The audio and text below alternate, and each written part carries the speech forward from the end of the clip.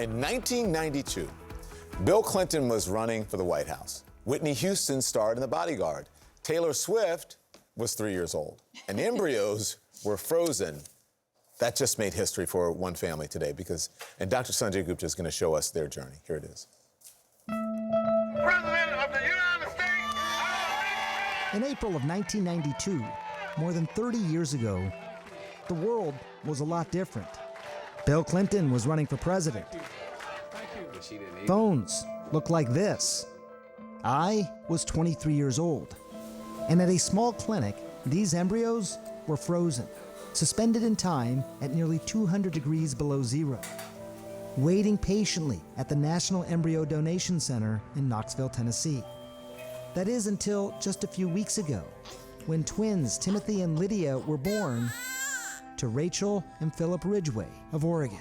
When we heard about embryo adoption, we thought that's something we would like to do, and it's something we think we're able to do.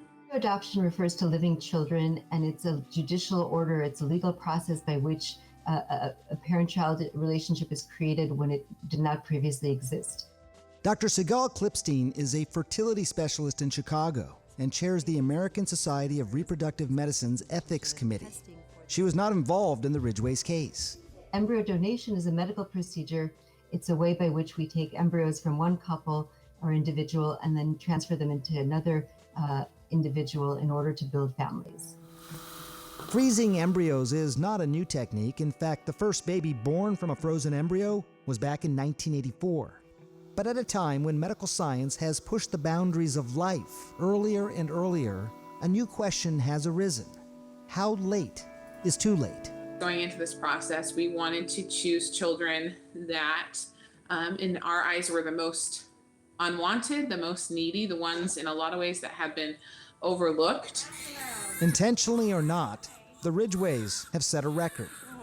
After 29 years and 10 months, the donated embryos are believed to be the oldest embryos ever to result in a live birth. We weren't looking to get the oldest embryos that have been frozen the longest in the world. We just wanted the ones that have been waiting at the NEDC the longest.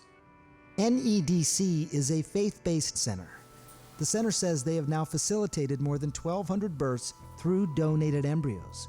And according to the Society of Assisted Reproductive Medicine, the number of donated embryos has steadily climbed from about 1,000 a year in 2013 to about 2,100 in 2020, of which around 40% result in a live birth. Dr. Gordon hands me my picture and I see the three of them, and then he said, multiples, can cause problems in pregnancy. And so he goes, so at this point, I would recommend just transferring two. We'll put the third in the freezer. You guys can come back for it. And so I looked back at Dr. Gordon and started to get teary-eyed and said, no, you've just showed me a picture of my three children. I have to have them all. I didn't think we would get triplets. I figured that the more likely outcome would be a single pregnancy. But during an ultrasound, they discovered they were having twins. We don't think there's any risk to freezing embryos that's related to the number of years that the embryo is frozen. We have been cryopreserving embryos for nearly 40 years, and there's not been an increased risk to the babies or to the pregnant women. What makes the embryo a good quality oftentimes is the age of the woman at the time that she donated eggs. And so the younger the woman, the more likely that embryo is going to be chromosomally normal. For the Ridgways, it's all part of something larger, something they view as a personal mission. It was hard to wrap your mind around that. I was 5 years old when God gave life to Lydia and Timothy. In a very real sense, they're our oldest children, even though they're our smallest children. Dr. Sanjay Gupta, CNN, reporting.